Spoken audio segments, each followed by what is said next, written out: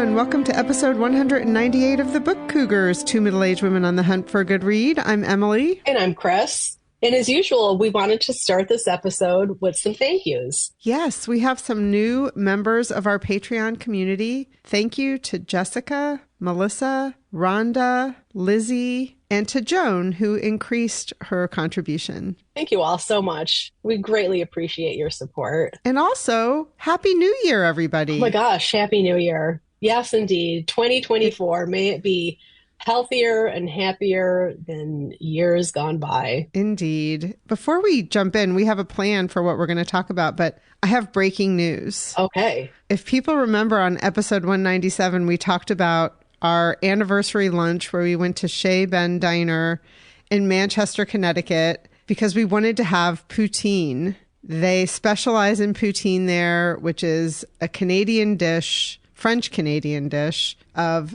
French fries, smothered in delicious gravy, and cheese curds. And then you can get other toppings, but that's the traditional way it's served. Well, when we went, our server told us it was actually pronounced Putin. Putin. Yes. And we were like, oh, because she said the word and we were like, oh, wait, how do you pronounce it? And that's what she said. And we're like, oh, we thought it was poutine. And they're like, no, it's Putin. And we thought, oh, okay, well, you know, they own the restaurant. They must know what they're talking about. So we announced it to our listeners as a fact. Well, and then I found myself fact. A questionable fact, right? We didn't check any resources. So I checked some resources. I had Christmas Eve and Christmas dinner with two women who are French Canadian. And I said, I must ask this question. Is it poutine or Putin? And they looked at me like, I can't even tell you the looks on their face. They're like, of course it's poutine. Putin, who told you that? So, mystery solved. Yes. Now we know the facts. Indeed. I mean, maybe wherever a little hamlet they're from originally, that's how they pronounced it there. Who knows? Or maybe it's just some kind of Connecticut morphing of the word. Or maybe she was just playing us for fools, Chris. Who knows? There's always that.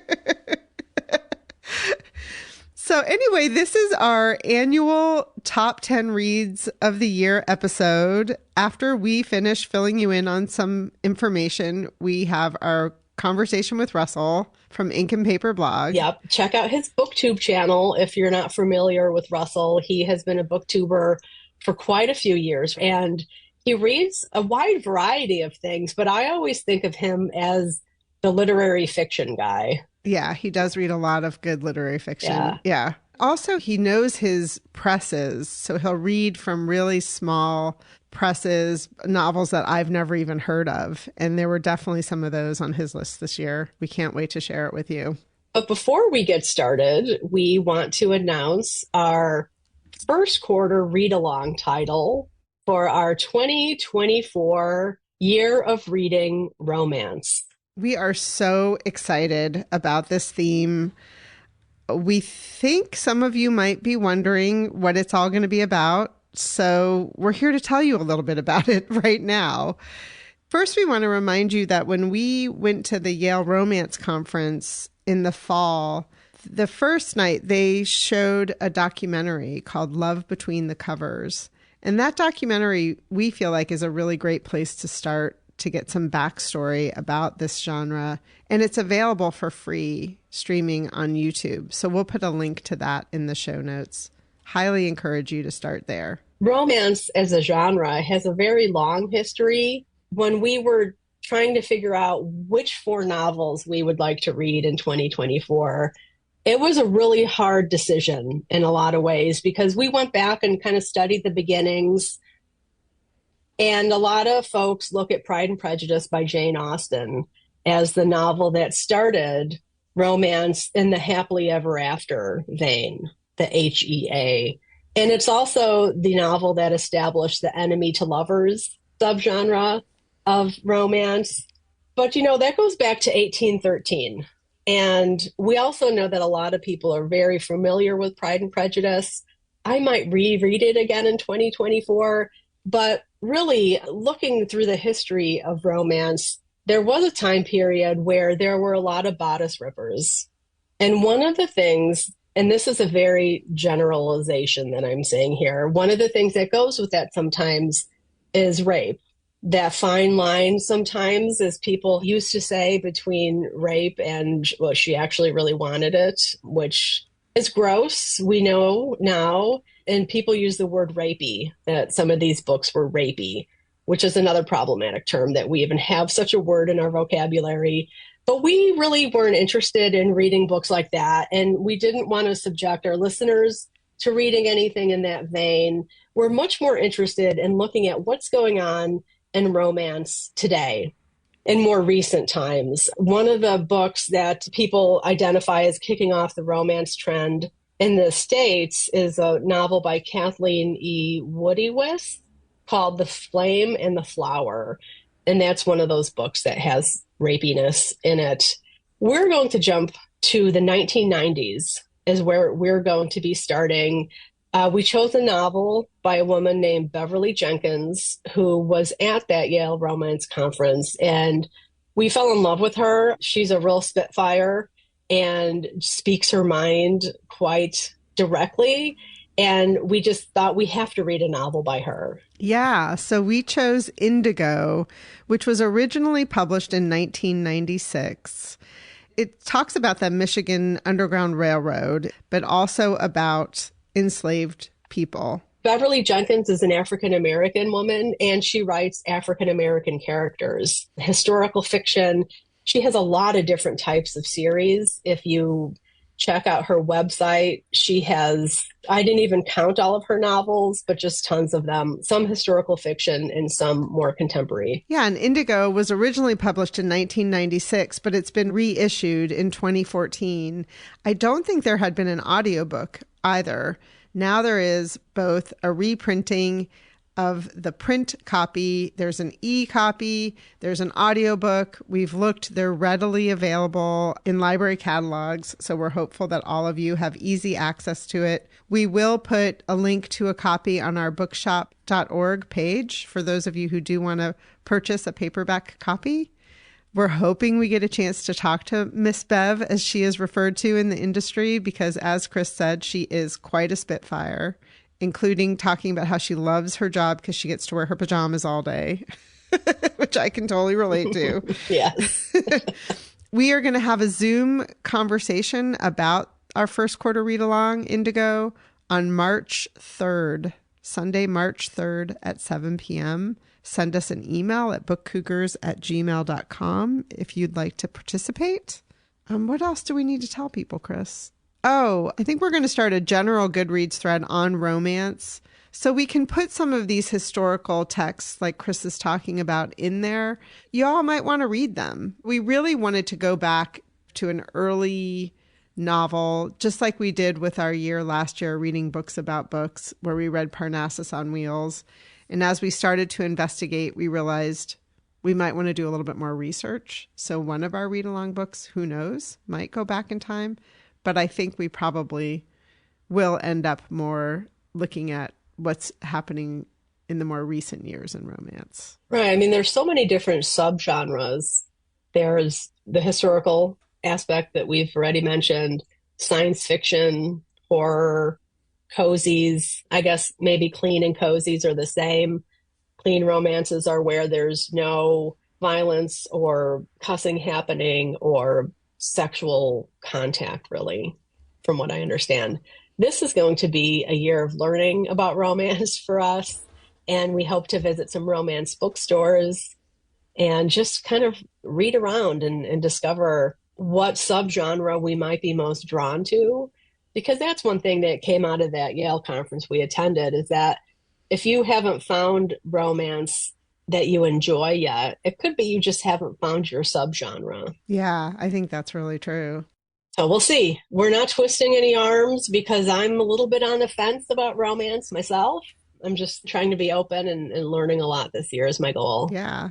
And thank you already to our listeners. We've been getting great emails with information about reference books, people that they think would make good guests for our industry spotlights where we feature people in the know. So thank you, and keep those emails coming because we want to learn from you as well. Yeah, so coming up next is our conversation with Russell. We do a bit of a round robin thing where we each talk about one of our top tens of 2023. Remember, we want to know what your top tens are. So in the show notes, check out the link we've put there that will send you to a Google form where you can list your top 10 books of the year. If you have any trouble with the form, feel free to just email your top tens to us at bookcougars@gmail.com.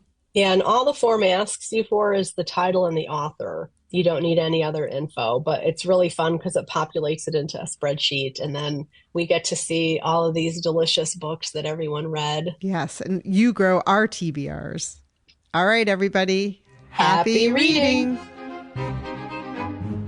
This episode is sponsored by Book of the Month, a book subscription service that offers a curated selection of titles to choose from. The books are available in hardcover, and for you audiobook listeners, they have recently introduced a selection of audiobooks so you can choose a hardcover or an audiobook each month. Well, my December pick just arrived. I'm super excited.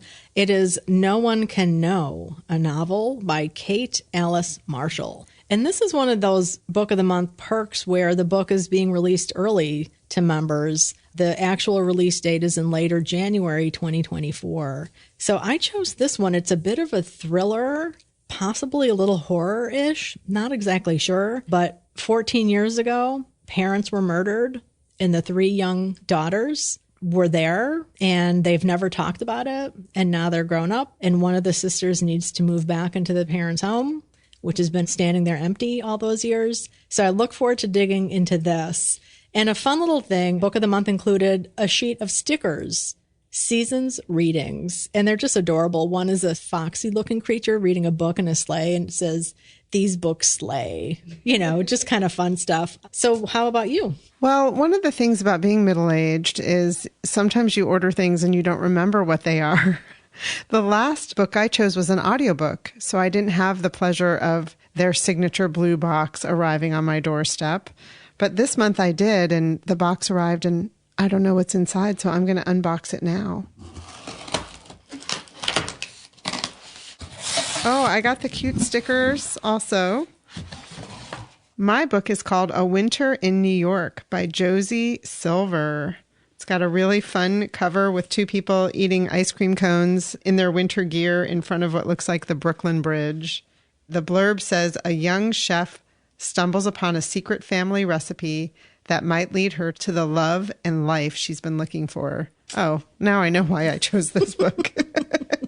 A Winter in New York, Josie Silver. If you'd like to try a subscription, head to bookofthemonth.com to pick a book. For a limited time, you can get the first book for just $5 with code 4YOU, FORYOU. Check the show notes for links. Today's December 27th, and we're here for our 4th annual Top 10 Reads of the Year with our BookTube friend Russell of Ink and Paper Blog. Welcome, Russell. Hi, everyone. I'm so excited to be back. So for those of you who are new to the Book Cougars, this is an annual tradition where we each share our top 10 reads of the year. And they're not necessarily 2023 releases, just the top books that we read. We do a little bit of a round robin. And you would think, 3 people times 10 books should equal 30 books. But it seems with each passing year, the number of books mentioned seems to grow. So we'll see what this year holds. We're super excited to see everyone's top 10s. We haven't shared these with one another. So here we go. Russell, would you like to get us started? Yes, of course. So I did things a little different this year, Book Cougars. One, I never usually cheat, but I could not get down to 10, so I have 11. So I want to be fair that I am taking advantage of that I had 3 years of no cheats to sneak in a book this year. And I did not put them in numerical order this year. Normally I do 1 through 10, but this year I decided just to alphabetize by author last name. So yeah, a little bit different, a little mixing up. So I'm starting with a book called The Road to Dalton by Shannon Bowring. It is out from Europa. It came out this year. It is one of those books, if you like books that are about a tiny town and everybody that lives in it. It's set in this tiny town in Maine, and it's about all of the underbelly, secrets, all that kind of stuff that's going on in the town.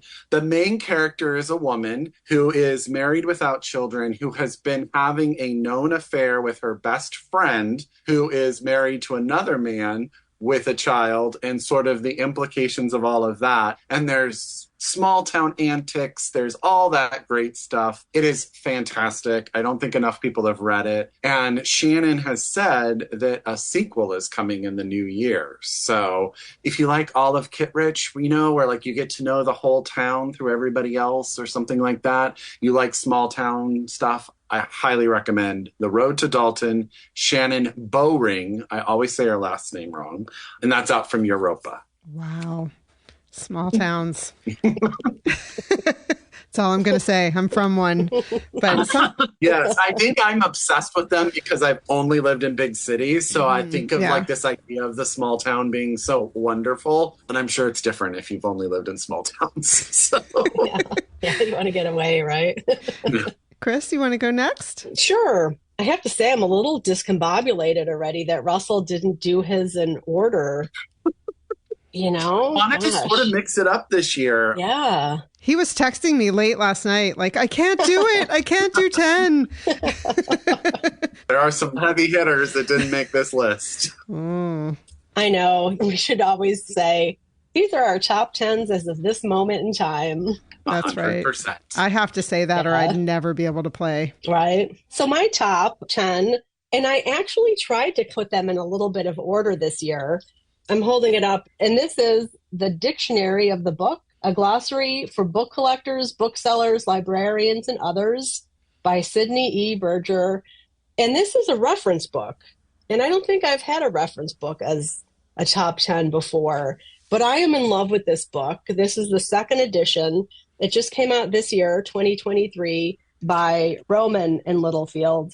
They're a big publisher. They do a lot of library books, a lot of library reference books and other types of reference books. What I love about this book is if you are anywhere reading anything about books, say you're looking at rare books on a website and there are words that you don't understand or abbreviations that you don't understand, you can look at this book and it will tell you what you need to know. Because that vocabulary in any field is so important. And this gives you the vocabulary. Like I said, anything from rare books, how they're described, to bookbinding, what happens in bookbinding. Just a wonderful book. Highly recommend it.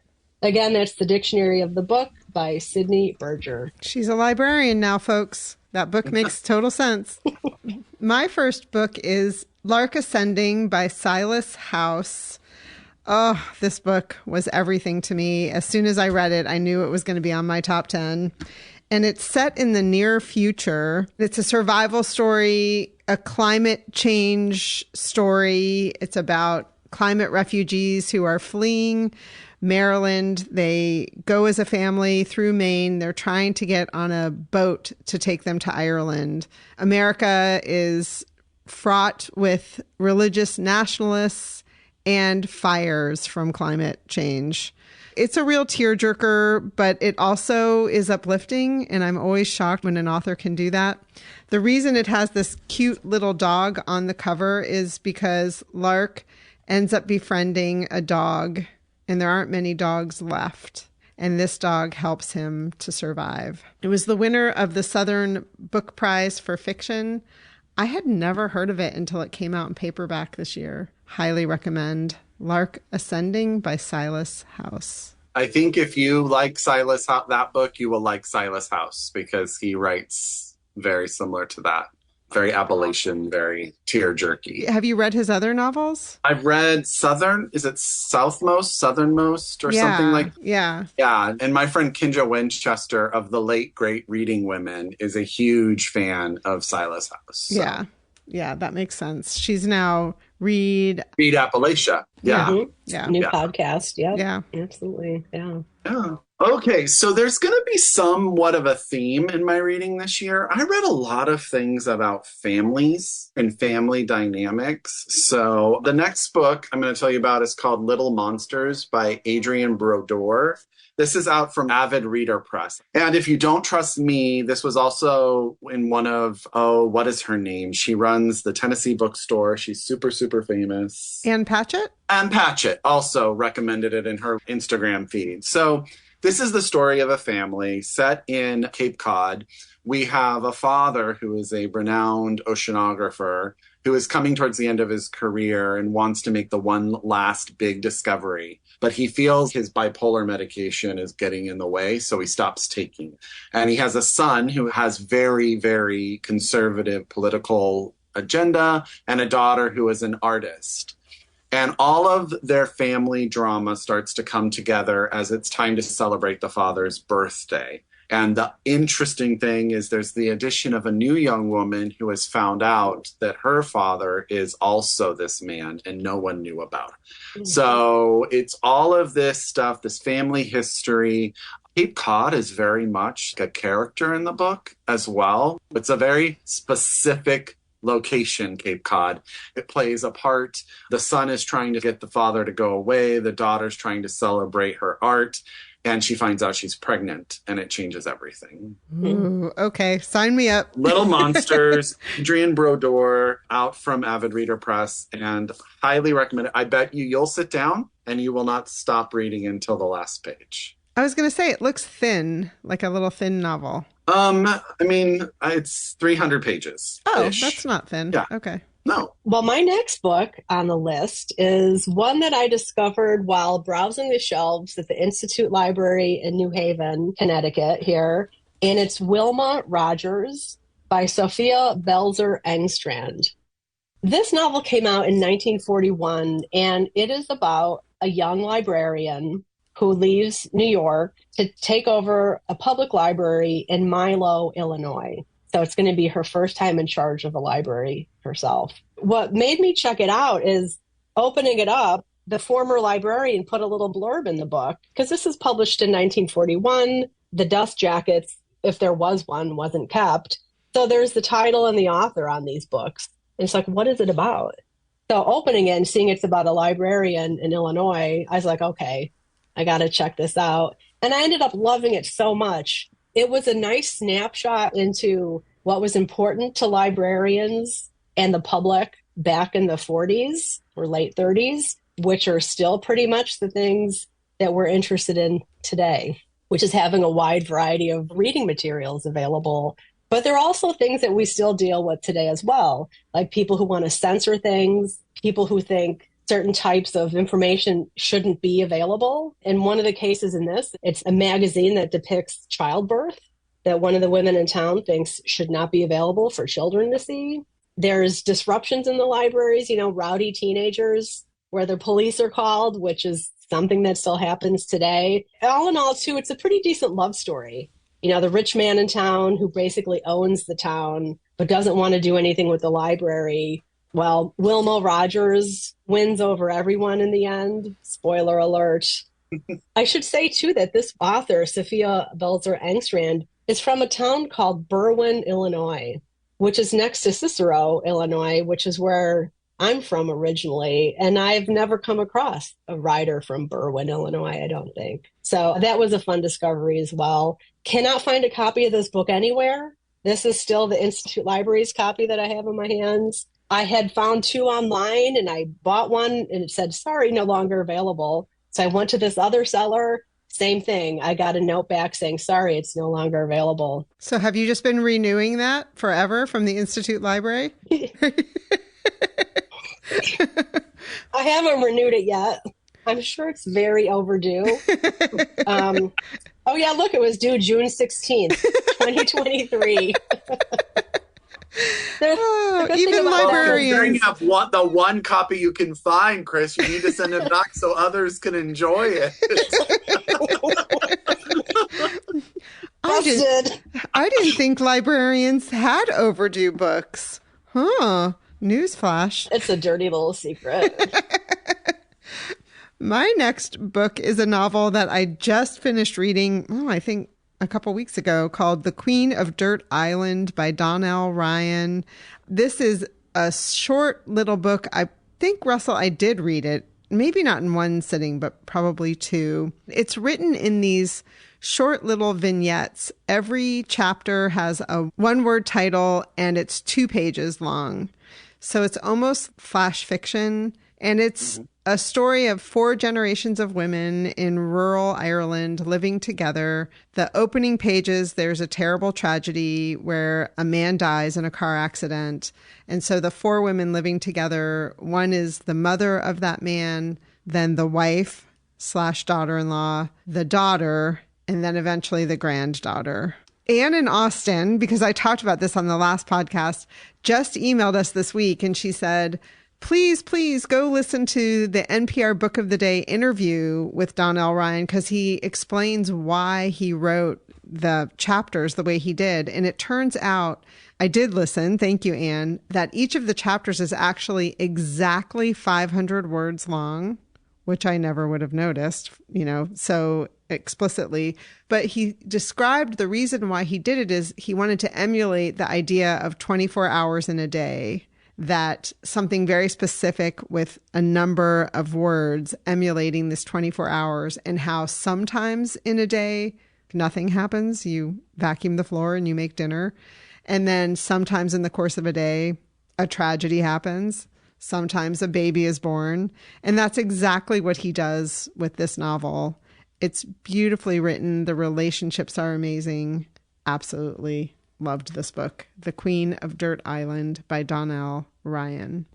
Yeah. So Dirt Island, is that like a nickname for Ireland? No. One of the characters in the book's family owns a piece of property that has a little island in the middle. And some antics ensue about who has rights to that land. And the woman who does have rights, they refer to her as the Queen of Dirt Island, because that's what they call that island in the middle of their property. Interesting. Cool. Interesting. Okay, so this is the book that would have been number 11. It was that one that I was like, okay, you can leave it off. And then I said, no, that I know I'm not going to leave it off. So it's Alice, Sadie, Celine. It's by Sarah Blakely Cartwright. It just came out this month, I believe. Yeah, I think it came out in December from Simon & Schuster. So this is how I sell this book. Celine is Sadie's mom. Alice is Sadie's best friend. Alice and Celine have decided to see where their relationship can go. Sadie doesn't know. So it's about a mom and her daughter and their relationship. They left the Midwest. They moved. She becomes a professor at Berkeley. She comes out of the closet, kicking, screaming, and showing it all off. Sadie is her best friend and her daughter. Those relationships that can be very complicated. She meets Alice in school. They're immediately best friends, and now they're adults. And Celine shows up at a play that Alice is in, and their relationship goes a direction that no one saw.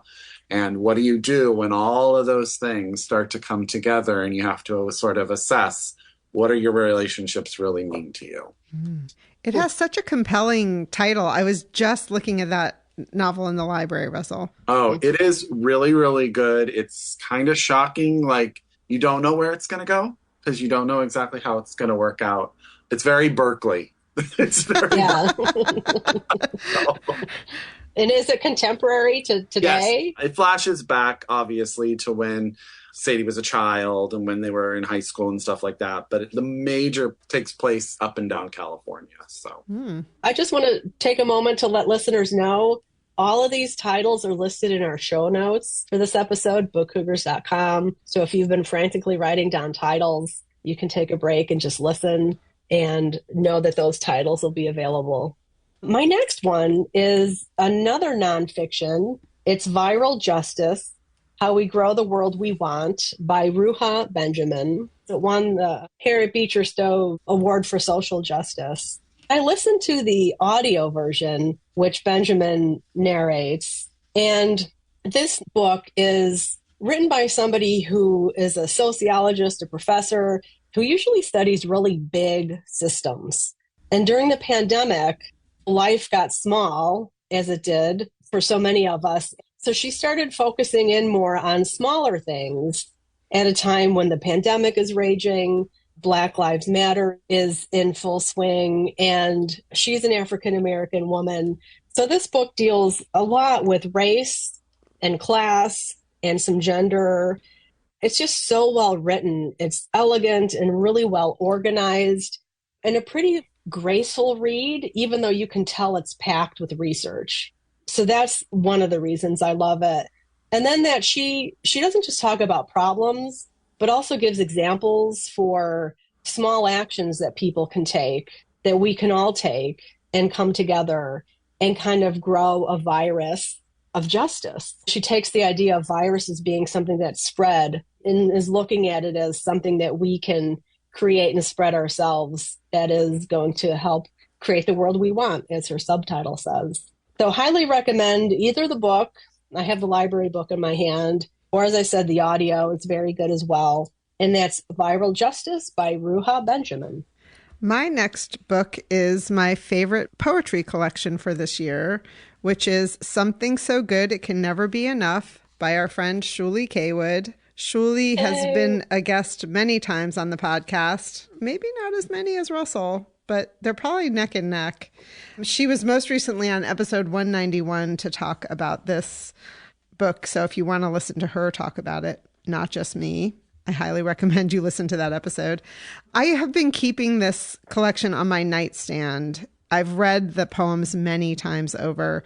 And what I love about it is it's accessible poetry that I understand. And it's also a collection where I've liked every poem. Sometimes I've read a poem that I really like by a poet, and then I get their collection and I'm like, oh, that was the only poem I really liked. But I don't feel that way about this one. She played around with a lot of different forms this time. The themes are about longing and regret, love and loss, eating and cooking. And the title of the collection comes from a poem called My Mother's One Request, which is a beauty about how she used to make these buttermilk rolls from the New York Times for her mom every year and how it's changed over the years. Super, super, super book of poetry. Highly recommend. Something So Good It Can Never Be Enough by Shuli Kaywood. I second that. Whenever people listen to these, they must be we are such different readers, the three of us.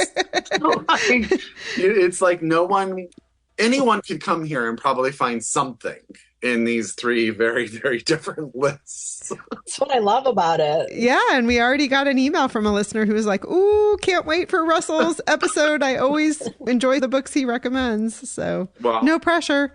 No pressure. No pressure. Well, the next book that I'm going to recommend is Day. It's a novel by Michael Cunningham. You may remember Michael Cunningham. He wrote The Hours, which was everywhere. It won the Pulitzer. Then it was a movie, and it was nominated for a bunch of Oscars. Had Meryl Streep in it. Day is his newest novel, and this is one of those books where I just read every page, amazed that someone could put these sentences together.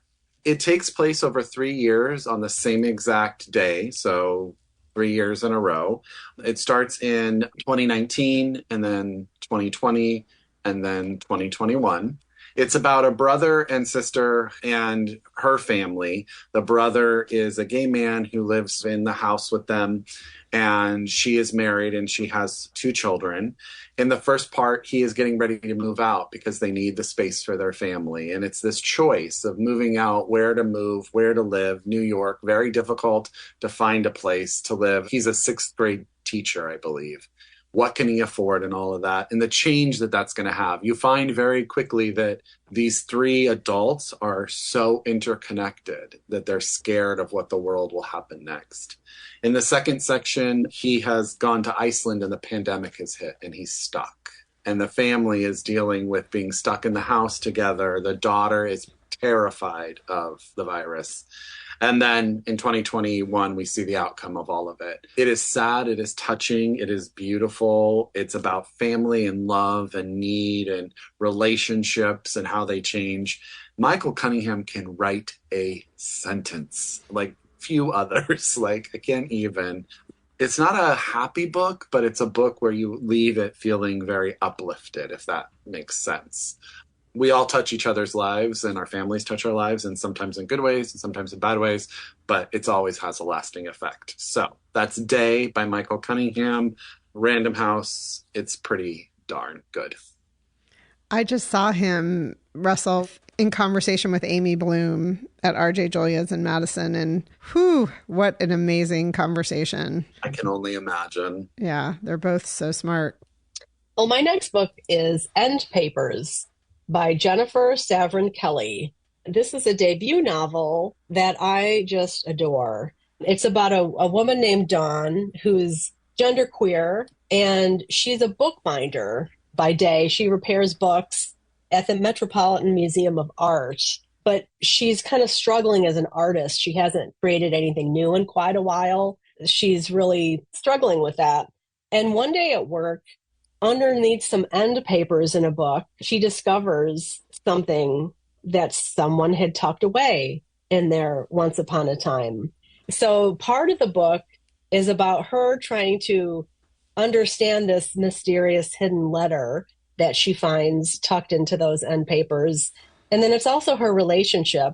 She's in a relationship with a man who kind of wishes she were a man.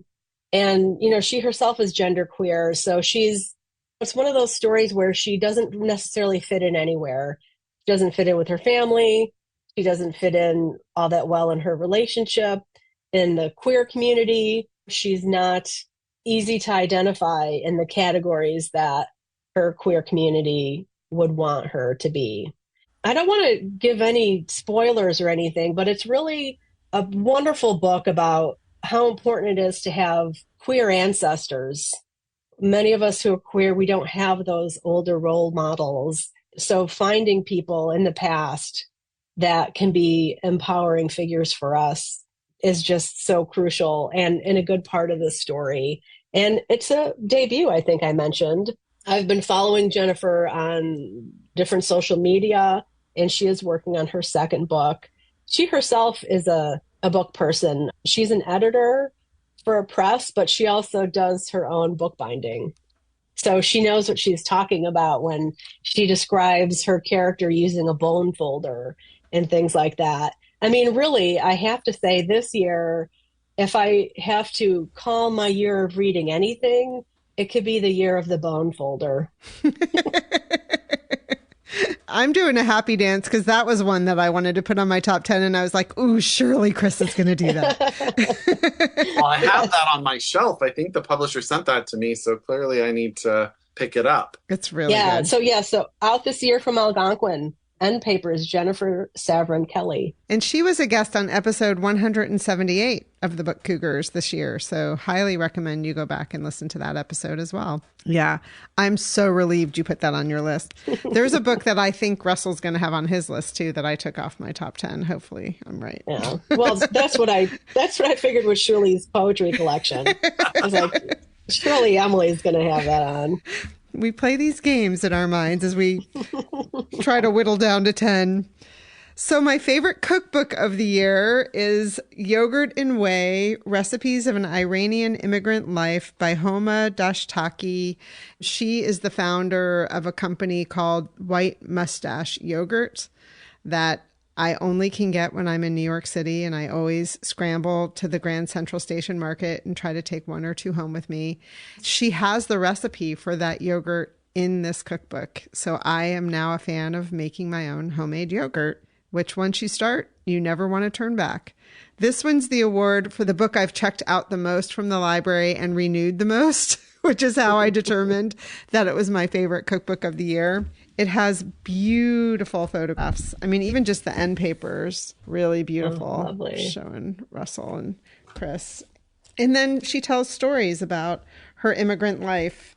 She also named the company White Mustache after her father and his big white mustache. So this is an example of, I'm showing Russell and Chris what the yummy food looks like. I haven't had dinner. Not fair. Ooh, sorry.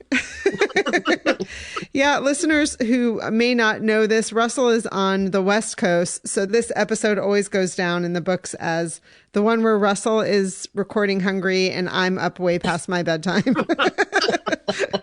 So again, that's called Yogurt and Whey, Recipes of an Iranian Immigrant Life by Homa Dashtaki.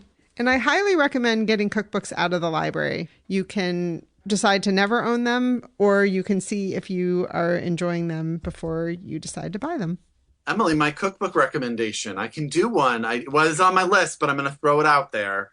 Start Here, Instructions for Becoming a Better Cook by Sola Aweli. My husband and I have a complete internet crush on Sola. We just wish that we were friends with her and her husband Ham. We watch everything they do, but it's her first cookbook. We bought it. We love it. We use it all the time. And she really does try to teach you how to do things and then fudge them for yourself and figure that out, which I think is always really fun. Yeah, I listened to an interview with her recently and she's like, just relax. Don't worry so much, everybody. Yeah, her and her husband do this thing on the New York Times where they are given a secret ingredient and they have to make a full meal out of it in an hour.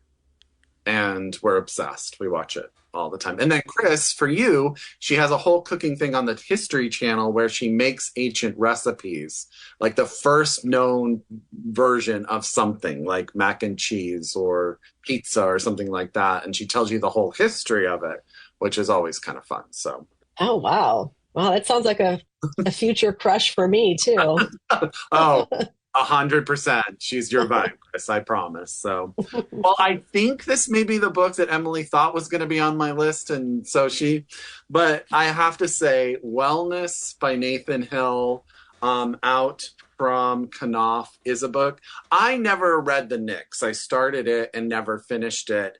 And when this book came to me in the mail, I was just like, it is long and it is dense. Am I going to get to it? This is one of the funniest books I have ever read in my entire life. It is dense on the page, but quick to eye. Like, it is one of those things where you will read it so fast. And it's a fantastic audiobook if you're an audiobook reader.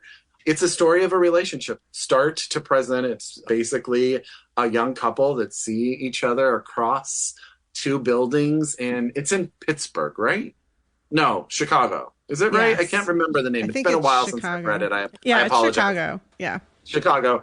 And it really just takes you through all these different parts of their lives, from their infatuation to utter falling in love at first sight to those times relationships are hard. And it really deals very poetically, I think, with some of the struggles that people go through in a relationship. There's a scene with her 2-year-old toddler in a grocery store where I was laughing so loud I had to put the book down because I was reading it in public. And I was like, people are going to think I'm so weird. It's like awkward and then engaging, and the people and it's so good. Right, Emily? It's so good. Yes, this is the book. You're right. I was like, oh gosh, Russell has to have this. But I also thought it was really sad. Did you not think it was sad? I think it was sad, but in a way, I also thought it was truthful, because I think relationships are not always like that glorified sense of perfectness. Perfection, I guess, is a better word. Sometimes we concede that it's not going to be great, or it may not be perfect, and we're going to stay, right? Yeah. And that's an okay decision to make too, I think. But our friend Ryan also read this book this year, and he is not having a great reading year. He's read only a handful of books, but he loved this book. So Ryan at Read by Ryan on Instagram recommends it. I recommend it. Emily recommends it. He also read the Nix before it came out. Yes. So that's like 1,200 pages of Nathan Hill, I think. Yes. I need to read the Nix. I've heard nothing but it's so fantastic good. things about it. So. I was a zealot for that book the year it came out. I bought it for everybody and told everybody to read it. Yeah. I love him. Wow, I'm having some FOMO over here. Well, just, it's 1,200 pages of books. You got this. We believe in you. There's just so many amazing writers right now that just do so many interesting things, and you can get lost very easy. Yeah. And overwhelmed. Yeah, and found. Okay, so we're up to, well, this is book five. That was Russell's five, but he's not ranking. I kind of am. And my fifth is Hester by Lori Lico Albanese. This is a book that we read for our Scarlet Summer this year. It is an imagining of what inspired Nathaniel Hawthorne to write the Scarlet Letter. So it is a wonderfully imaginative tale, I think, that you can see the Scarlet Letter obviously reflected within it. But what I like the most about it is that she doesn't glorify Hawthorne. I think she presents a pretty rounded picture of him as much as we can know about him. But I really love the way she brings in the issue of slavery into the story, enslavement of African Americans during this time period, early to mid 19th century. I thought she did it in a very creative, imaginative, and realistic way to me. So very much enjoyed it. I think that one of the prettiest covers of the year as well. The hardcover has this wonderful green leafage with beautiful reddish pink roses on it. Again, that's Hester by Lori Lico Albanese. And she was our guest on episode 189. And that's another book that I was going to put on my list and thought Chris would have it. I should go out and play the lottery after this. I will say that was on my top 10 last year. Oh, was it? Yep. Oh, did you had an arc or something? On my video top 10. I did not put it in, I think the one with you all. Yeah. But yeah, it was one of those books that was 11 or 12 when I didn't cheat last year. But no, I think that book is fantastic. So high recommendation from me as well. It's fantastic. And are you a fan of The Scarlet Letter, Russell? So I always say I'm glad I read The Scarlet Letter, but it's not a book I've ever been able to reread. Yeah. So I would say it probably goes on that list for me. We do have a listener that reads it every year. She loves it. Mm-hmm. It's one of those books you don't realize how ingrained it is into American pop culture until you've read it and you see how often it is referenced in just general terms in our society. Agreed. Yeah. Yeah. Mm-hmm. My next book is from an author that hails from where I used to live in Ohio, Morning in This Broken World by Katrina Kittle. When I was going through and looking at all the books I've read this year, this is one where the characters have really stayed with me, which is why I chose it. The title of the novel, Morning in This Broken World, was inspired by the poem Invitation by Mary Oliver from the stanza, "It is a serious thing just to be alive on this fresh morning in the broken world." And this is a pandemic novel told from multiple points of view, and it's early in the pandemic. So the opening chapter, we have Vivian, who's at an assisted living facility. She's really still vibrant, but her husband has just passed away. So she doesn't need to stay there, and she's desperate to get out of the assisted living facility before everything goes on lockdown for quarantine. So she invites Luna, who is a caretaker there and really helped her with her husband, and Luna's two children to come move into her house with her. And from there, the novel really takes off. Like I said, the chapters are told from different points of view, and it's really about chosen family and how even in times of crisis, you can come together and survive with people that you don't know very well. And I just thought her character development in this book was fantastic, which is probably why I still remember the characters to this day. You know, when I first opened it up, I have to admit, I tried to read it once and I was like, I can't do pandemic. And then the second time I opened it up, I thought, actually, this is a really great, realistic portrayal of what it was like in those super early days, you know, which I was surprised I'd kind of forgotten that feeling. When we were living through it, I was like, I'm never going to forget this, you know, but she really reminded me of some of that. So I really enjoyed it. Again, it's called Morning in This Broken World, Katrina Kittle, and she was our guest on episode 188 with another author, Erin Flanagan, whose book I also really enjoyed.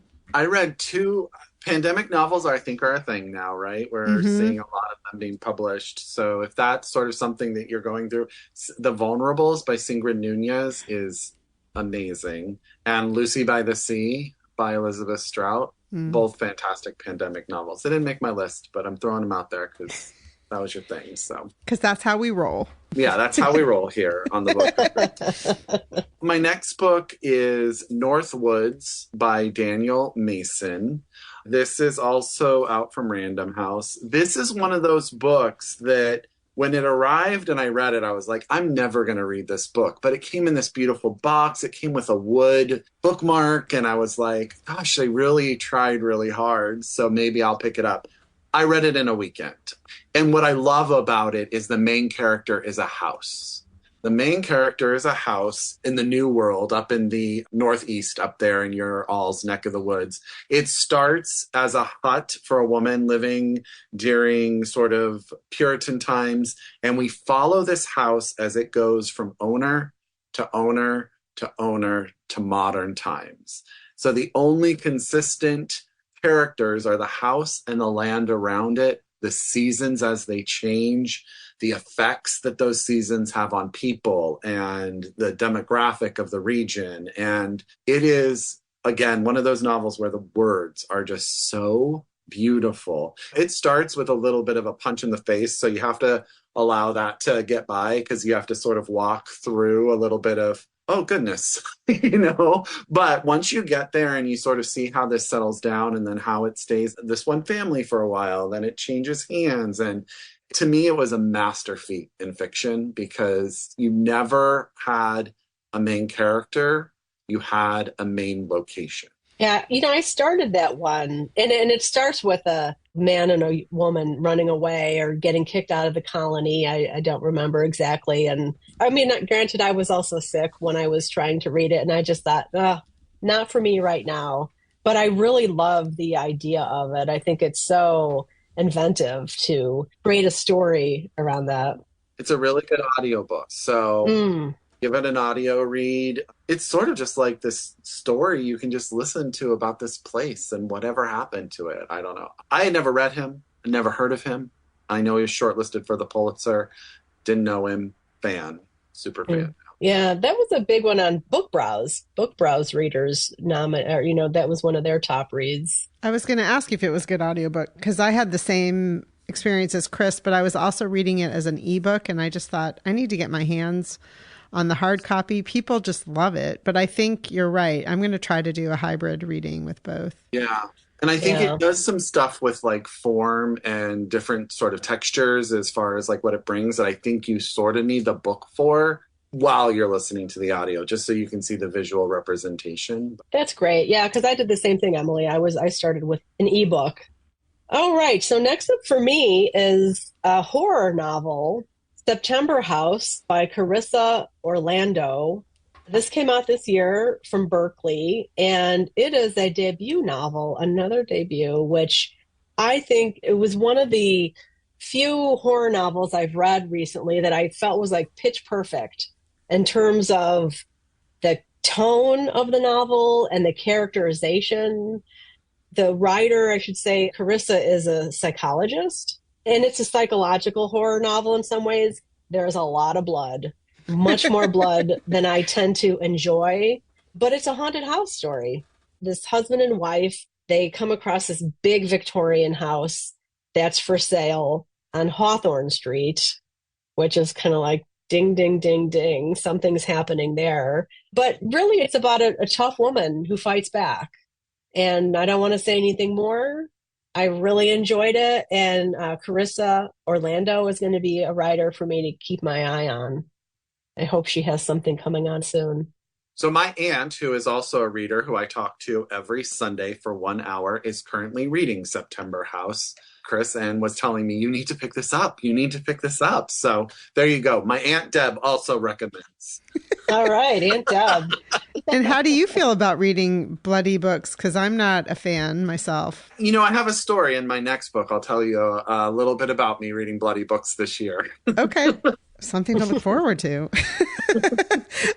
My next book is nonfiction. It's Rough Sleepers by Tracy Kidder. I read this book hybridly, and he narrates the audiobook and did a really great job. And it's the story of Dr. Jim O'Connell, who was graduating from Harvard Medical School. He had just finished his residency, was given a really she assignment somewhere where he was going to do a fellowship. And then Harvard Medical School asked him if he'd be willing to stick around for 1 year to begin a program to help bring medical services to unhoused folks living around greater Boston.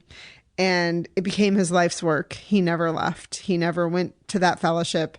And he created this amazing system where they bring medical care to these people out on the streets. And it's a work of narrative nonfiction, and they follow the lives of some of these people. And it really gives you a greater understanding and more empathy, really, for these populations of people so that you understand the backstory and why a lot of them can't find permanent housing. Highly recommend it. And it happened to also be one of my favorite Biblio Adventures. That's where I'm cheating you guys, because we're supposed to be picking one Biblio Adventure at the end, and I can't. So I got to go up to Northampton, Mass., and there was a big event in a church with Tracy Kidder and Dr. O'Connell talking, and it was fantastic. Rough Sleepers, Tracy Kidder, one of my favorite nonfiction writers. So here's my story about reading some horror this year. My husband and I have this tradition that in January, we can each ask each other to do one thing for a year. So you can ask us to do whatever we want for a year. I sound very shallow. I was just like, please put your clothes in the dirty clothes hamper. That's all I want for this year. And he has not succeeded. I want to point that out, but that's fine. And you're not bitter at all. My husband is not a reader, but he asked me to read a book a month with him all year. That was his request. And he reads horror and thrillers. That's not my normal jam. But this year, that plus the Britney Spears memoir have been his choices. And so my next book is The Only One Left by Riley Sager. This is probably my favorite book that we have read this year. This is a sort of a reimagination of what's the name? Oh my gosh, I'm totally blanking. But Lizzie Borden, the woman who supposedly murdered the people and then went on trial. So this is the story of a woman who is a home health professional who is asked to take care of a woman who lives in this mansion on a hill. And all we know about her is that she was the only member of her family to survive on a night where they were all killed. And there was no way to determine who the murderer was. And it is a little bit bloody, but it is really how nothing is what you think it is. The woman who is thought to be the killer is nonverbal. She's had a stroke and she can only move one hand. And when this home health nurse gets there, she finds a typewriter and the woman starts to tell the story of what really happened on that night her family died. And you find out no one is who they say they are. So many twists and turns. You'll think the book is over like 9 times before it actually winds up doing. My husband has read a ton of Riley Sager, totally loves him. We've read this. And then Chris, my second book was one of your favorite books a couple of years ago, the Southern Book Club's Guide to Killing Vampires. Yes. Yeah. We read every Grady Hendrix book this year. That's also on our list. But highly recommend this if you want a thriller, you want a page turner. It is a little bit bloody. I mean, there's some murder in it, but that's not really what it's about. It's about the intricacies of lies and secrets. And it has like that woman who's taking care of the house that you know not to trust. You know something's going on with her. You know it. The Only One Left, Riley Sager. Highly recommend. That sounds so creepy. Oh my God. No, thank you. I want to get up right now and make sure the door is locked. Oh man, I have mad respect for you guys that can read books like that. I can only do one a month, and then I like read something that has like fairies and unicorns in it next. So. And Russell, do you guys actually read it together, or do you read it separately and then talk about it? We read it separately and we talk about it. I usually will listen to an audio when I have to commute for work. But it's really fun because like he'll get up in the morning and because he's a late night person, I'm an early morning person. He'll be like, "Where are you in the book? I was listening last night in the shower and I can't believe that this happened." And I'm like, okay. And so it's been a nice dynamic. It's been very different for us, 10 years together, something we've never done. Great idea. I love that idea. Right. Yeah. Well, my next book is one that I read really early on last year, People of the Book. Great book. By Geraldine Brooks. Great book. Yeah. This has been on my TBR since the book came out. It came out in 2008 from Penguin Books. I'm so glad I finally got to it. It was, the Book Cougars year of reading books about books. Yeah. So that is one of the things that propelled me to pick it up. For those of you who don't know this book, it is basically following this ancient text. It's the Sarajevo Haggadah, which is a really unique, one-of-a-kind book. And the protagonist is a woman named Hannah Heath, who's from Australia. She's a rare book conservationist, and she's asked to come and assess the book, and that's where things take off. What happens is Hannah's discovering certain things within the physicality of that book. You go back in time then to when the book was first created or when something happened to the book along its journey. So it is one of those books that has so much in it about the art of bookmaking, love and betrayal and resiliency, international intrigue. There's so much in this book. I absolutely loved it. It's one of those books that as soon as I read the last page, I wanted to start reading it again. I know this is going to be on my reread list pretty soon. Again, Geraldine Brooks, People of the Book. Read it. Second recommendation. I haven't read it in years. I think I read it in 2008, but I remember loving it. So, yeah, brilliant. And it's got that nice new cover. She lives in Martha's Vineyard, and there's a great independent bookstore there that always has all of her books beautifully displayed. Yeah. Yeah, she's originally from Australia, but I think she's been here for quite a while. And they reissued a bunch of her books to match her latest release, which was Horse. Yeah. And this is bright. It's bright yellow and gold and red and some faint purple, whereas the original paperback cover was much darker. Yeah. Won the Pulitzer for March, right? I think in so. March, Yeah. the reimagining of Little Women from the point of view of the father. Right, Mr. March. Yeah, we read that one a couple years ago for our Summer of Little Women. Yeah. It was a good one. He was a jerk. Anyway. Well, my next book is one that was Russell's top 10 in 2021, and it's Zori by Laird Hunt. I think it was your number one. It was my number one. Yeah. Yeah. So when I saw it for sale at a library book sale, I was like, well, if it was Russell's number one, I've got to get my hands on this. And it takes place in rural Indiana. It's very Midwest. And it's about this woman, Zori, whose parents die from diphtheria when she's young. And she gets sent to live with this like irascible aunt who basically doesn't like life anymore, which was sad for this young child. And when she's of age, she moves out and starts to make a go of it on her own, goes to work for a very brief time at a factory where they paint the clock faces on clocks with this radium. Yeah. And she befriends some people there, even though she's not there for very long. And then she ends up marrying a man who dies in the war. And most of the novel is about her on this farm in rural Indiana and the people who live, again, very small town life, right? There's not really a plot. I'm typically a plot-driven reader, but the writing, oh my gracious, beautiful. Just on a sentence level, this book is wonderful. I can see why it was your number one, Russell, the year you read it. There's something to be said about a writer who can make us care about a single person in a small world where nothing really happens, but you really start to love them. That's like a special talent. I've read a couple of his books. He writes very short books, very different books, but he's just got a knack for character. That's next. I wanted to go out and read more. I have friends, obviously, because I'm from Ohio, I have friends that have read everything he's written because he is such a Midwestern writer. But this is my first novel of his. Again, it's Zori by Laird Hunt. Totally support that pick. Good choice. Thank you. Gosh, I might have to read it next year. It'll be my top next year. Well, I took a couple. It was his in 21, so you have a couple years. You could skip a couple and then we can talk about it again.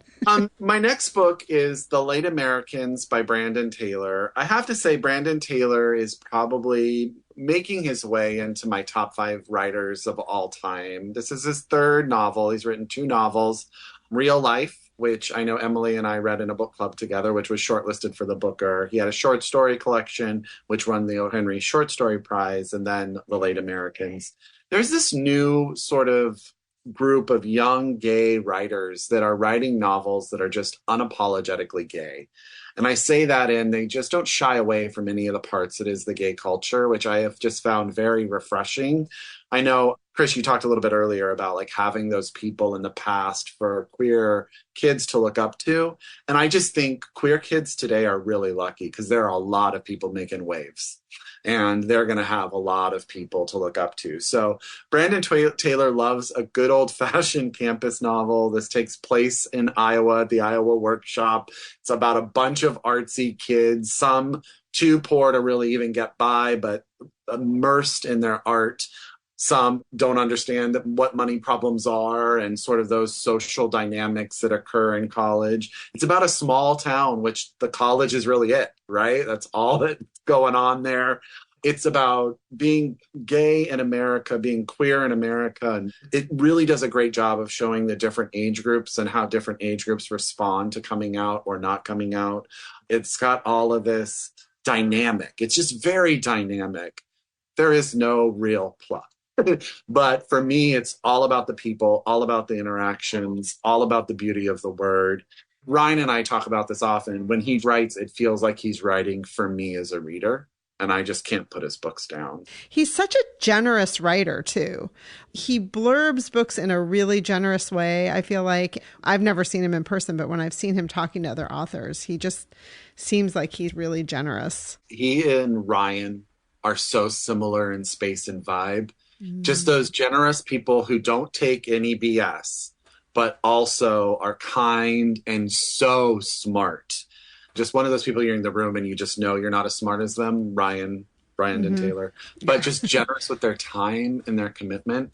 He's also interesting. He's a photographer. And with this arc, when it arrived, they sent one of his photos. Oh, that's so cool. In the finished copy.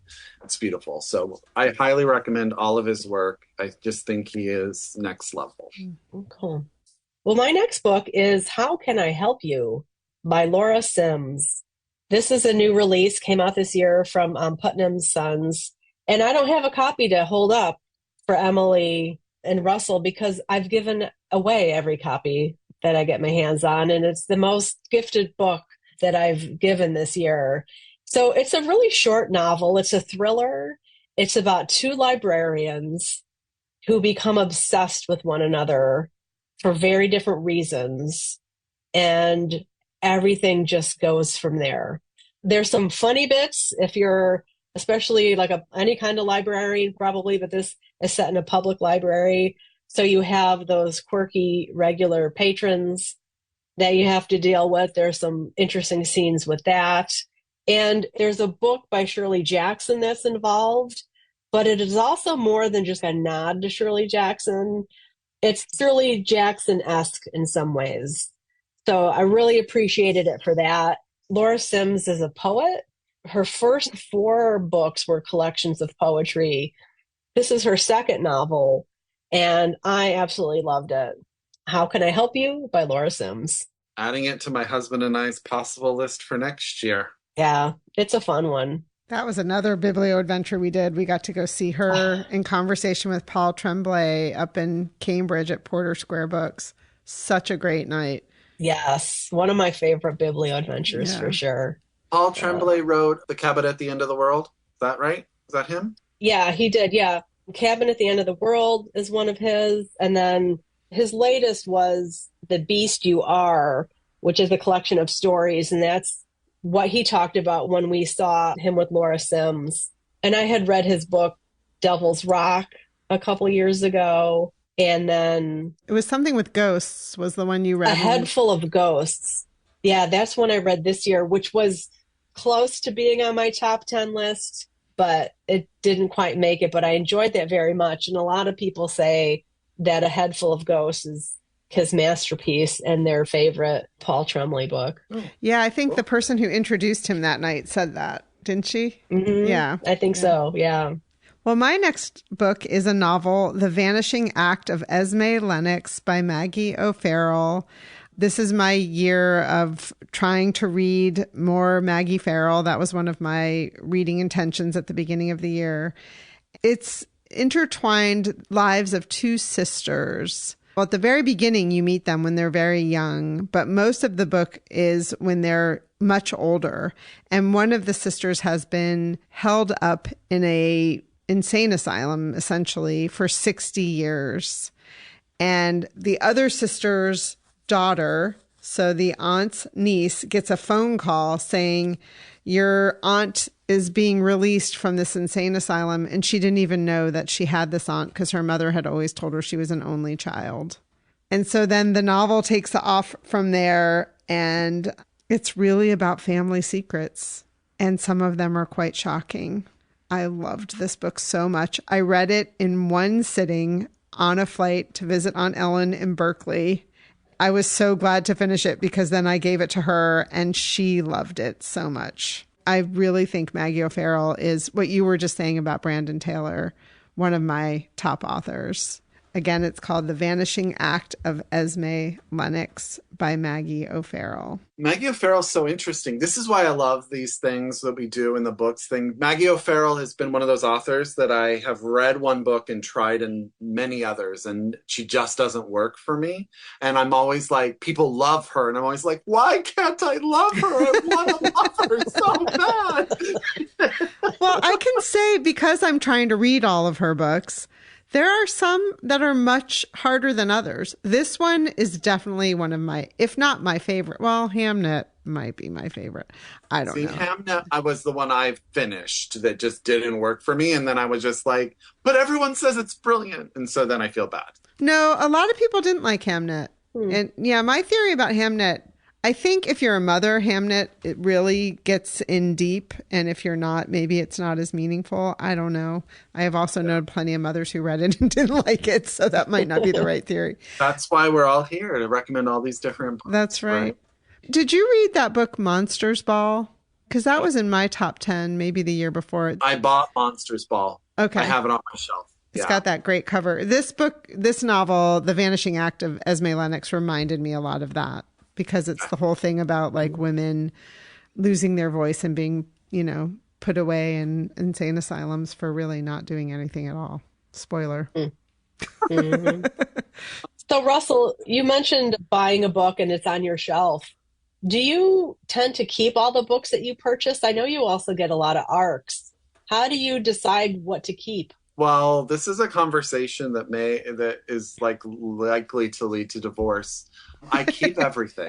We have a 3-bedroom house and every room looks like this because I keep everything. Listeners, there's a solid wall of books behind Russell is what he's referring to. And this is the room with the least books.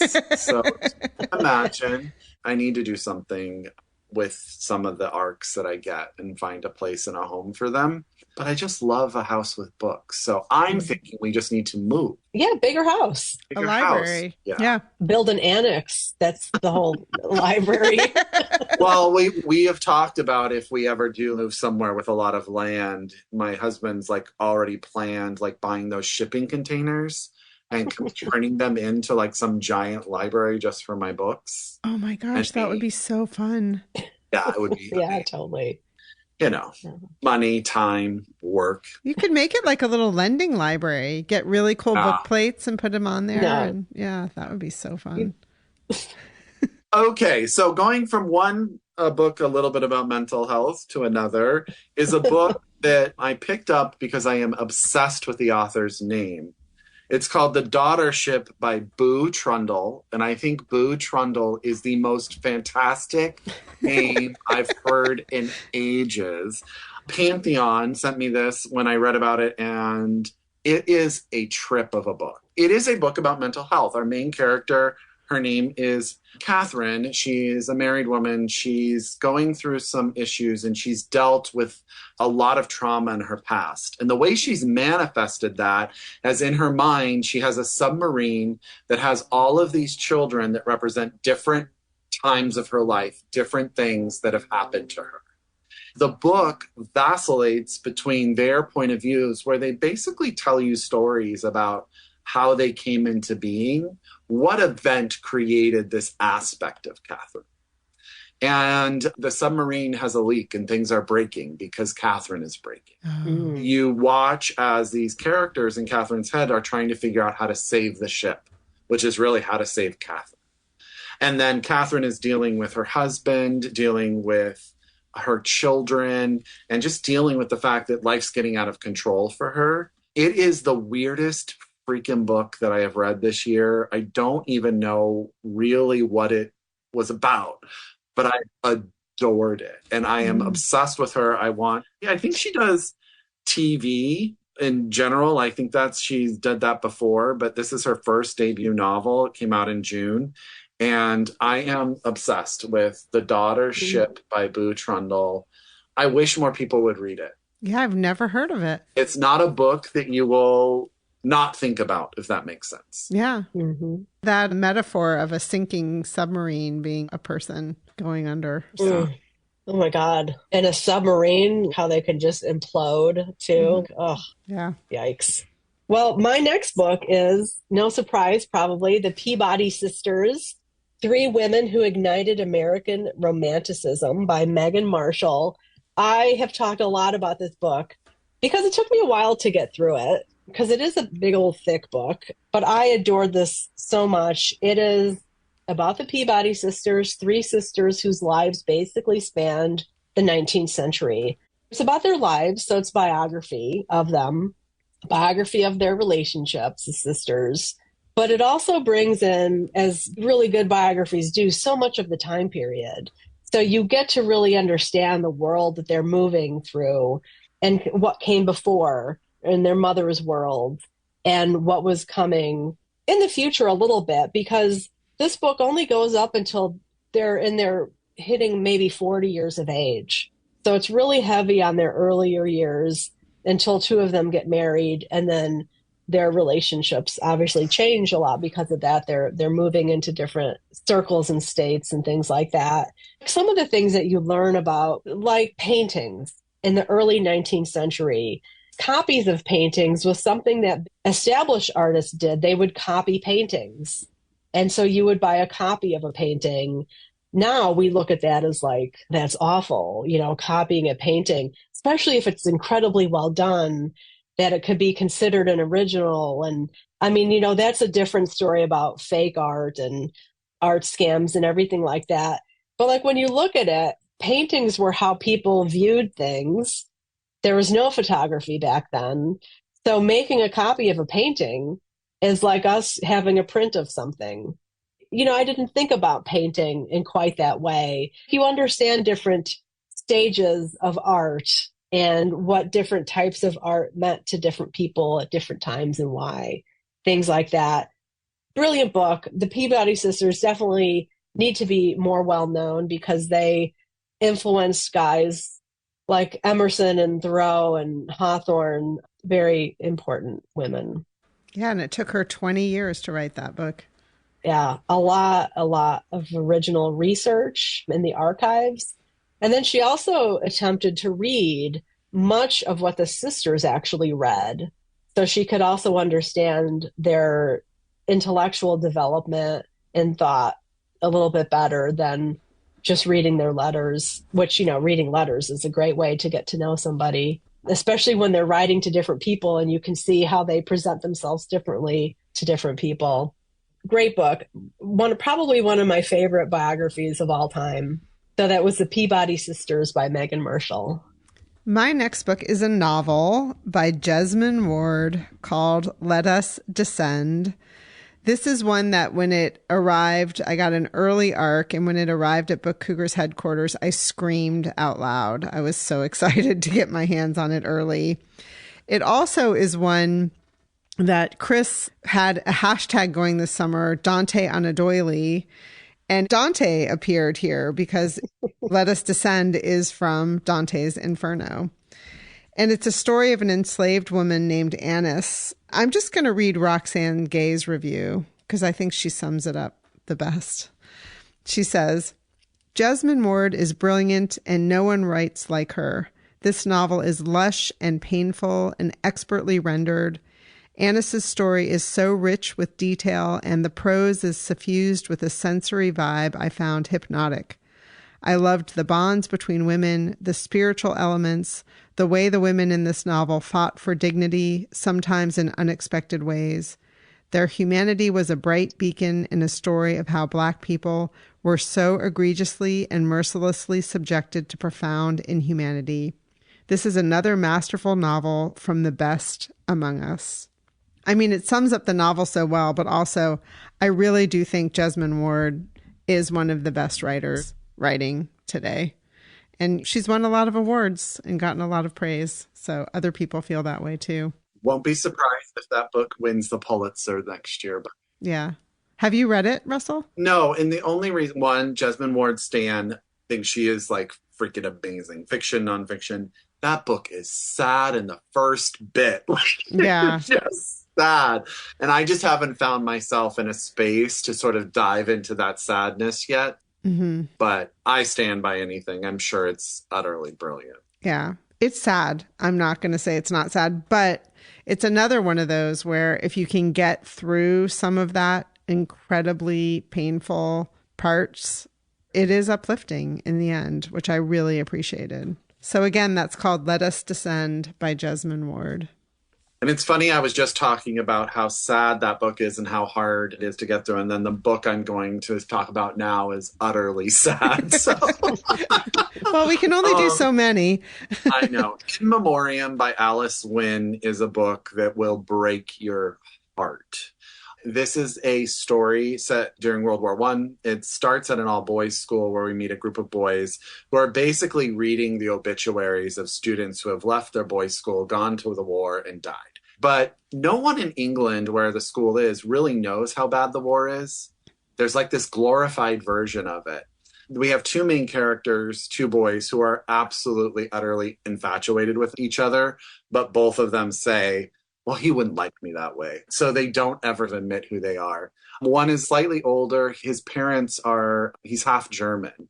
And because of the war and some of the stuff that happens, he winds up getting a lot of pressure to go join the war for the UK so that no one will talk badly about his family. And he gets there and he starts to see the terror that it is. And he writes letters and he tells this boy, Elwood, who he really is quite in love with, don't come. Please do not join. Please do not come here. And Elwood thinks that he really wants him there, so he joins. And they both go to the front and they realize what a travesty World War I was and how none of the reality was making it home. And terrible things happen. War is terrible if you didn't know. It's horrible. And things happen to their friends. They happen to each other. There's a lot of hardship and loss, but at the heart of it, they finally admit to each other that more than anything, they want one another. And war sure tries to get in the way of that. It is beautiful. I was talking about this in a video I just did, and a lot of people said that this was their favorite book of the year. I don't know that all of this is historically accurate. I'll be honest with you. I don't fact check my fiction. But a lot of people were like, everyone was so okay with them. And I'm like, because they probably were. We hear about all of the bad. No one really cared. And I think that these two guys just found each other and they were able to sort of get through life together and see all of this and deal with all of that tragedy. You will cry. You will cry. This won Waterstone's Book of the Year in the UK. She is like this slight little, she looks like a Jane Austen character. She sure does. That she wrote this just heart-wrenching book. I don't know. In Memoriam, Alice Wynne, cry your eyes out, thank me later. It makes me think a little bit of that John Boyne World War I novel. I can't think of the title of it right now. Did he write The Boy in the Striped Pajamas? Yeah, he wrote that. But that's not the one you're talking about. There's a couple of authors with like a Boyd last name that I forget. The Inhuman Heart Boyd and the John Boyd. I always get them confused. Yeah, this one is about, is it, well, he wrote The Heart's Invisible Furies. Oh, The Absolutist. Oh, I really like The Absolutist. Yeah. Yeah, that brings to mind that novel of his. Well, and people see what they want to see. And the whole thing about World War I, we read 2 novels by Pip Williams this year, The Dictionary of Lost Words, and then The Bookbinder. And The Bookbinder, there's some bits in there that talk about how letters home from the trenches in World War I, how they were censored so that the soldiers weren't really able to talk about what was really happening. They always had to reflect the glory of the crown in England and all of that, as opposed to the horrors of war. All right, I have to get on, right, with my last book? Yes. Can you tell I'm stalling a little bit? So my last book, and I think my favorite, is Emily Dickinson, Face to Face by Martha Dickinson Bianchi. This is a new edition put out by McNally Editions 2023, edited with a foreword by the poet Anthony Madrid. And Emily Dickinson, Face to Face, Martha Dickinson Bianchi was Emily Dickinson's niece, one of her nieces. And she was a novelist in her own right. And when she was, I believe, in her 60s, she wrote a memoir of her aunt. And as Anthony Madrid makes clear, this is one of the most intimate portraits we have of Emily Dickinson and what she was really like in the eyes of a child, written through the memories of a 60-something-year-old woman. It's just lovely. It's a really thin little book. I think the 2 volumes that Martha had put out, one of them contained a lot of letters and snippets and things like this. But her memoir was just so charming because it opens when she was 4 years old and her parents are dropping her off at Emily Dickinson's house because everyone's going to church, but Emily doesn't go to church, so she babysits the kids while everyone else goes to church. And she just always has such a great time with her Aunt Emily. You just get this picture of her as being a vibrant, middle-aged, strong woman.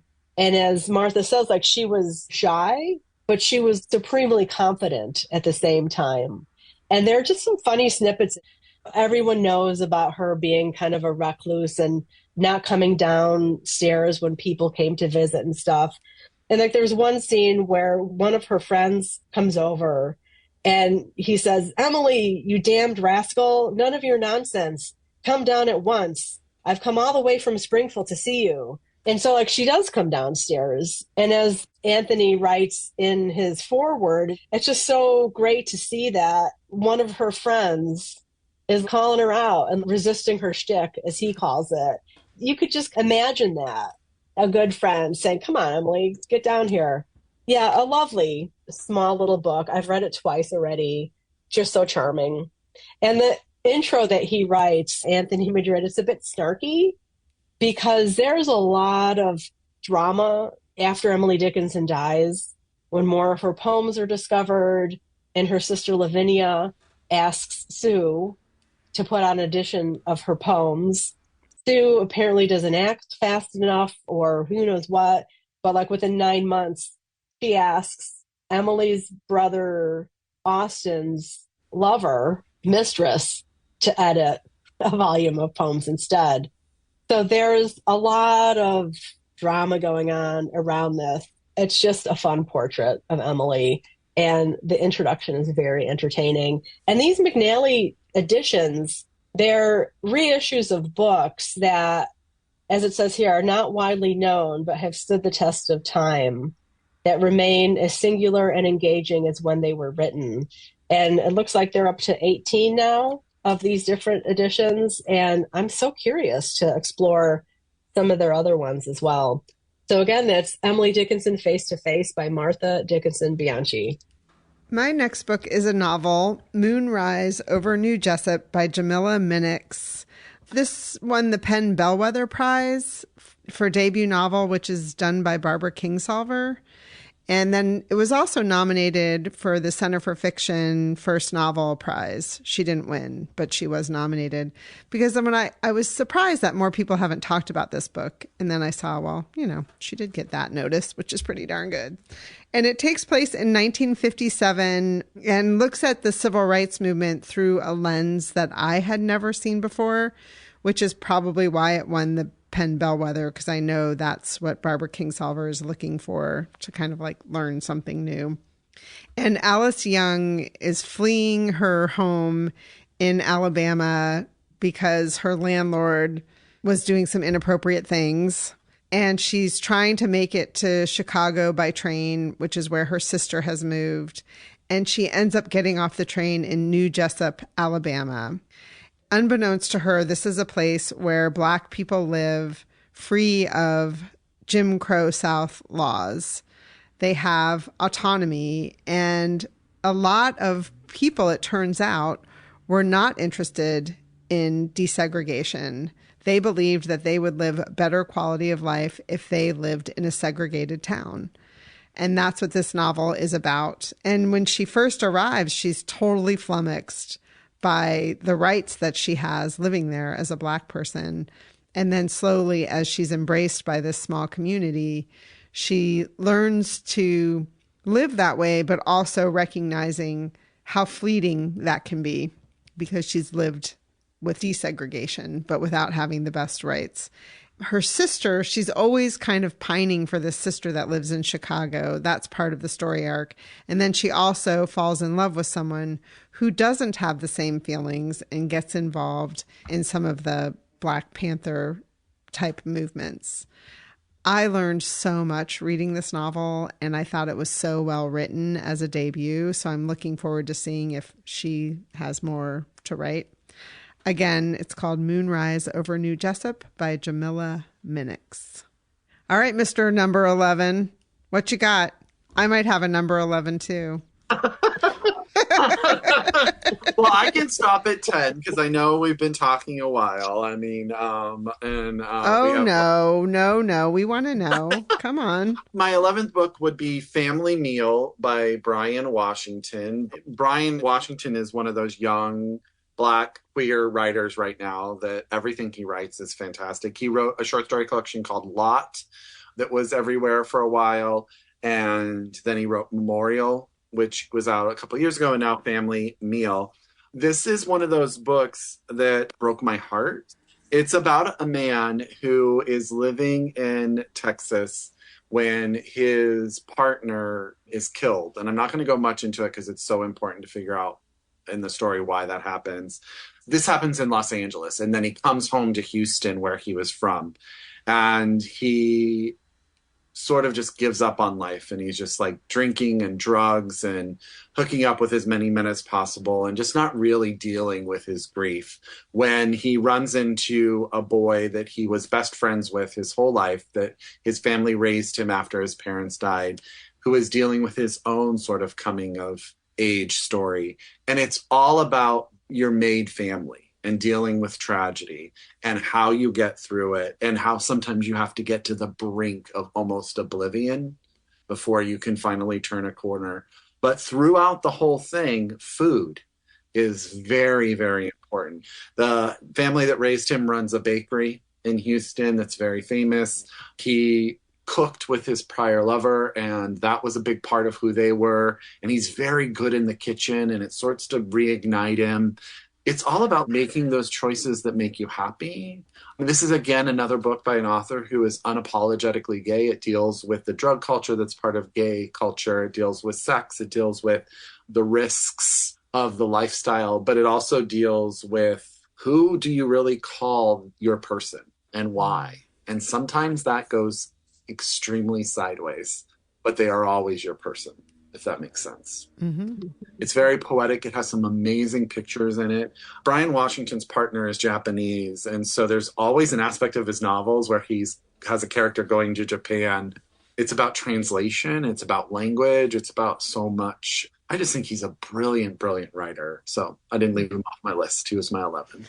Does it have Japanese food? It has some Japanese food, and it has the best friend is also mixed race. And so there's a lot of Asian food influence, a lot of Black culture influence in the food. It just, you'll be hungry, I promise. Brian Washington does a lot of recipes, I think in the New Yorker or the New York Times. Like, don't quote me on which paper. But Ryan, our friend, will often cook them for our Saturday dinners. And they're always fantastic. So I'll have to check that out. Oh, well, I don't really have an 11. I debated whether or not to put The Divine Comedy on my list by Dante, which was a big part of my reading year, but then I thought that would just be pandering to the literary gods. So I didn't. I'm surprised by that. I thought you would. So I've chosen 11th. I thought I'd get away with cheating because this is my favorite book recommended by a listener to me. Thank you to Barb. The Properties of Thirst by Marianne Wiggins. This was the New Yorker's best book of 2022. I had never heard of her. She was nominated, or a finalist, I should say, for the Pulitzer Prize for her other novel, The Evidence of Things, which our mutual friend Janice said was one of her favorite books. I'd never heard of her until Barb recommended it. And it's about Rocky Rhodes, who's living in the desert of California, protecting his water rights from the LA Water Authority, who's, draining all the water to the city. He's there with his 2 twins and his beloved wife, who is French, who passes away from cancer. So Rocky's sister Cass comes to help him raise his children. And he's all about his family and protecting the ranch. And then as time passes in the novel, 1941 arrives, the attack on Pearl Harbor takes place, and the government comes to set up a Japanese internment camp right by Rocky's ranch, which has an extraordinary impact on their lives. And part of why Barb recommended this book to me is because there's a thread of the novel that involves a lot of beautiful French cooking that I really did enjoy. So highly recommend this book. And this paperback copy we just received from the publisher, Simon & Schuster, and this is going to be our Patreon giveaway for January. Again, that's Properties of Thirst, Marianne Wiggins. that book was on my radar. Like in the back of my head, I had heard about it. So now I know I need to get it. Yes, it's really good. So favorite Biblio Adventure? I have 2 that I can't really pick between, but so Ryan is my Chris, my Emily. Ryan and I do a lot of our literary events together, and we've done 2 this year that just really stick out. One was the City Arts and Lecture series in San Francisco, where we saw Brandon Taylor in conversation. But just when you get to meet someone in person that you have idolized for so long, and they turn out to be so wonderful. We've all had that instance where we've met an author and been like, oh, okay, not great. He was charming and funny and lovely and smart, and Ryan and I just had the most wonderful time because we love his books, we love him. And we also went to this tiny bookstore in Oakland that I don't know how it happens, but she gets amazing authors, the owner of it. A great, good place for books in Oakland. If you're ever in Oakland, it's a fantastic little bookstore. But we got to meet and see Lauren Groff this year for The Vaster Wilds. I own every Lauren Groff book, so of course I brought all my hard copies, and I was like, I need you to sign everything. And she was wonderful and charming and smart and everything you wanted her to be. And she's like in this weird church building, which should never have been the place to host this event, basically screaming at us so that she can be heard. Chris, you would have adored it. It was all about how she read these old books in college, these tales of women in the wilderness during Puritan that would just flee, and they get taken by Indian families, and then they'd come back and they would write their stories, but then they would be like romanticized or published or made in such a way to tear down this culture, and how that inspired her to write The Vaster Wilds. And The Vaster Wilds could have been on this list too, by the way. But it was just amazing to meet two authors that I adore, and with Ryan, just sit there and listen and just like be in awe of the brilliance. I think those were my favorite two. Did you know that Lauren Groff and her husband are opening a bookstore in Florida? I know. My Instagram friend, Hunter, who is Shelf by Shelf, got to interview Lauren Groff this year on Instagram for Riverhead. And yeah, he had all this insight into what was going to happen in Lauren Groff's life. It was crazy, but it was really exciting. Fun. That's great. Nice. Well, I kind of have a tie as well, and they both involve our Scarlet Summer. I was so happy to finally make it to Inside the Old Manse, that home owned by the Emerson family that Hawthorne and Sophia first moved into after they were married. That's a place I've wanted to get into for at least 10 years. And every time I've been there, it's been closed. And that is the home where they had carved in the window with a diamond some phrases. And I had read about that way back, like when I was in graduate school in my 20s. And I thought it was the most romantic thing. And I'd seen pictures of it and stuff, but nothing beats being there in person to see it. So that was so lovely to finally be inside. And then another home with a literary history is the House of the Seven Gables. I loved being inside of that home. And what made that Biblio Adventure so much fun is that Karen, one of our listeners, Barker for Books on Instagram, joined us. And that was just such a fun time. So those are my two faves. That was a great day. We laughed a lot. We also walked around Salem to look at different places where Hawthorne had lived. And one guy who was living in one of his homes was like, no, he's never spoken to me. I don't believe in any of that stuff. And then when we got to another spot, the guy who lived there was like, he haunts me all the time. You know, it was hilarious. That was a great day. And I agree, Chris, made more special by the fact that we had one of our listeners with us. And that was one of mine, so I don't have to talk about it. So I will just say that the Biblio Adventure that I did on my own that was my favorite was going to visit Aunt Ellen. So I guess I wasn't really alone, but in Berkeley. And we did 10 bookstores and 3 libraries and about 1 million little free libraries in a course of a very short time. So that was really fun. Nice. Well, we also wanted to end this episode, which is full of a lot of great recommendations, with 3 books each that we're looking forward to in 2024.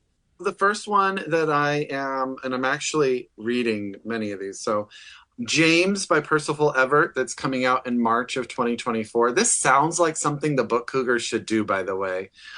So James is a reimagining of Huckleberry Finn, told from the point of view of Jim.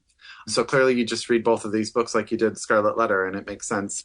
If you haven't read Percival Everett, stop what you're doing and pick up one of his books. He is a literary genius that all writers read, but not enough general readers read. He is so smart. And this book takes on race from page 1. And he is just so good with dialogue and dialect and character. And I highly recommend it. James Percival Everett, coming out in March from Doubleday. Highly recommend. He was just here for the Wyndham Campbell Prize. And I'm pretty sure there's a documentary about him.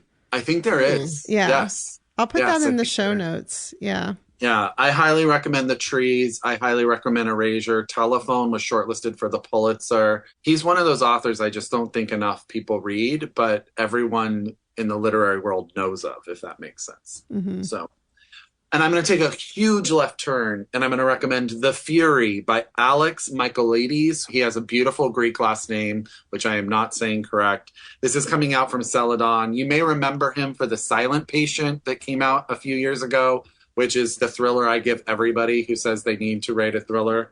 But this is about a reclusive Hollywood starlet who owns an island in Greece where she gets a group of friends together and there's a murder. And it's this tale of what happened to lead up to that murder. And I started it and I was like, oh, I'll just get it. Next thing I knew, I was 100 pages. Like it was just like, he writes thrillers like no other. And then last is one of my most anticipated books of the last few years, because I was so excited to see that Rachel Khong was coming out with a new book. But Rachel Khong's Real Americans, she wrote Goodbye Vitamin, which was everywhere a couple of years ago.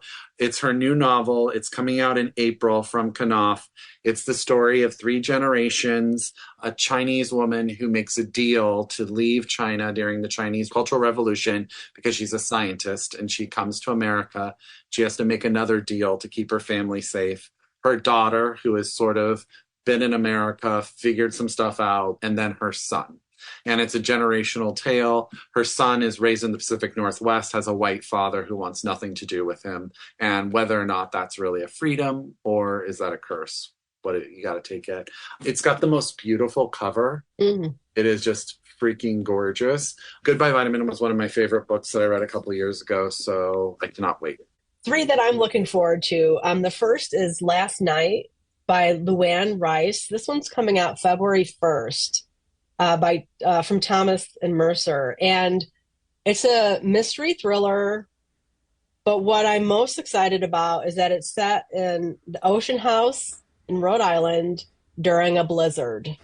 So there's nothing like a blizzard on the shoreline to get me to say, yes, I'm reading that, hands down. I also enjoy Luann Rice's books. So looking forward to that one.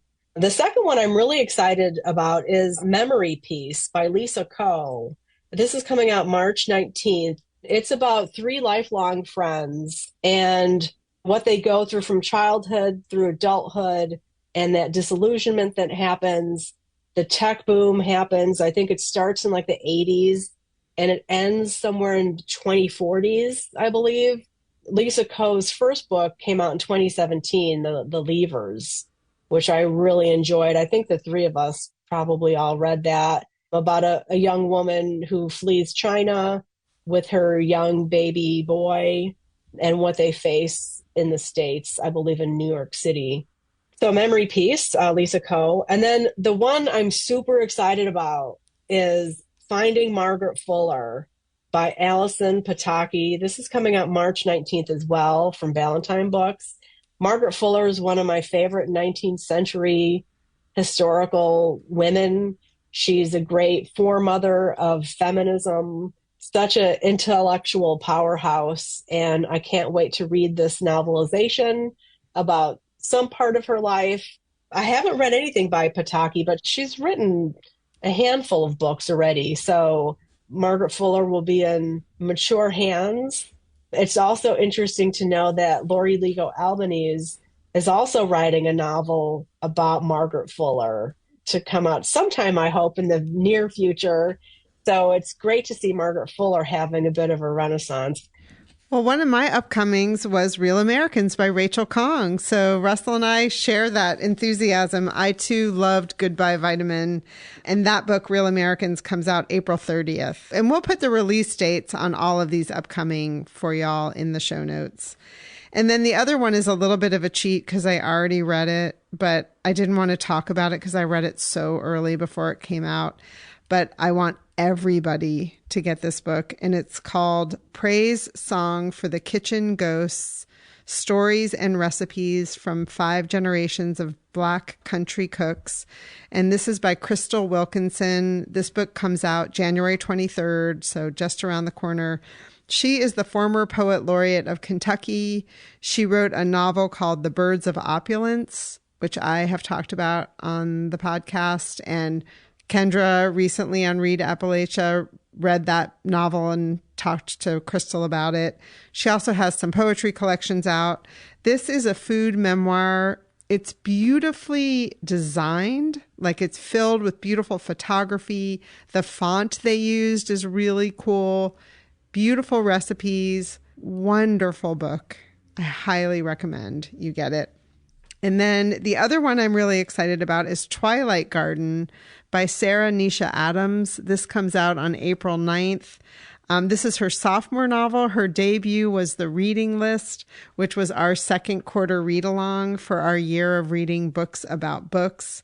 This takes place in London, and there's two neighbors, and there's an abandoned community garden between their homes that a curmudgeonly resident just wants nothing to do with and doesn't want anyone to be in that space. And then one day a package lands on his doorstep that's filled with photographs of the garden in its heyday when it was beautiful.